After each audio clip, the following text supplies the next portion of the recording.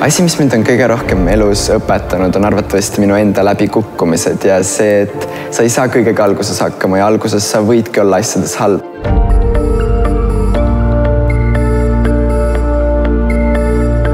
Iga trikk ei tule lihtsalt ja sellepärast tulebki näha vaeva. Sama käib ka elus iga asja kohta.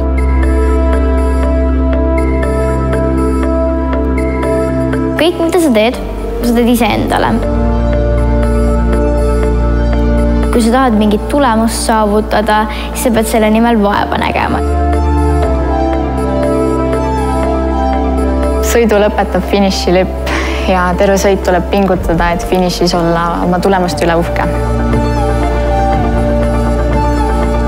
Üks asi, mida ma olen õppinud elus, on see, et alguses on kõige raskem, edaspidi on kergem. See hetk, kui ma olen sunnitud ennast ületama ja mugavustsoonist välja tulema, on tegelikult see, kus ma kõige rohkem arenen.